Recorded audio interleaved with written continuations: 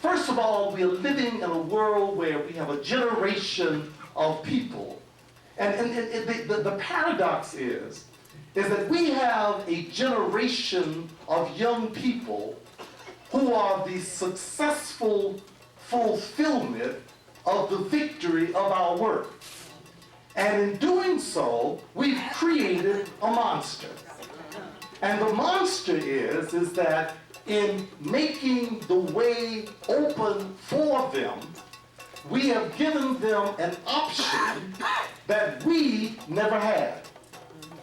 They are the first generation of Africans who have the option not to be black. The first generation. Every other generation had to be black, either by segregation, by slavery, by coercion, by ghettoizing, by something, by law, by restriction, by limitation, by prohibition.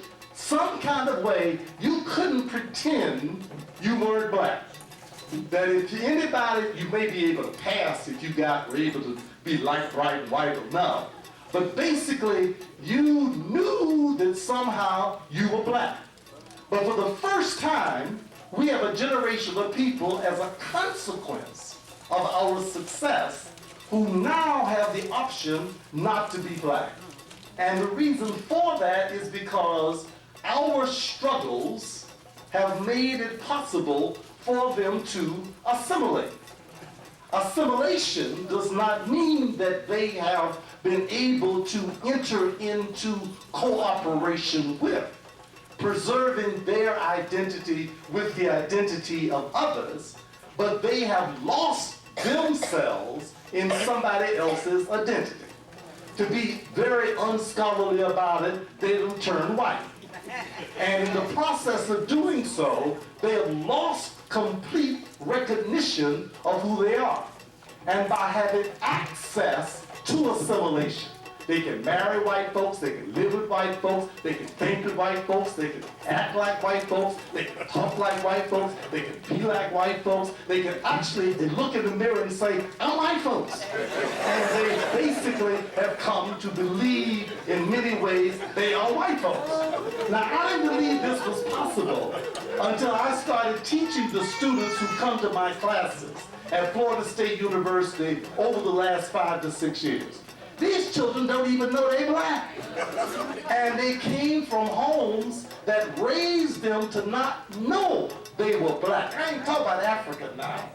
Africa, that's a whole nother level of black. They don't even know they're black. They don't even understand their connection with Martin Luther King, the Civil Rights Movement, Coretta Scott King. They want to know who that. When you talked about Rosa Parks, they don't know who the hell that. They think that's somebody else that has nothing to do with them. So that is a phenomena that we have never had to encounter before. One of the things that we never had to deal with before, thanks to our oppression, was that nobody had to make us know we were black because we were forced to be black from the slave ships up until yesterday, as Harriet Tubman said.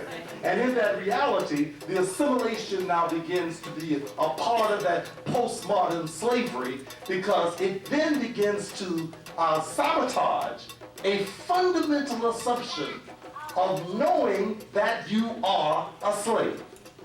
And probably one of the most destructive aspects of being able to break out of slavery and being able to forge a new way of thinking as a free person is to realize that you are even a slave. John Tubman knew he was a slave. He just selected not to leave his slavery condition.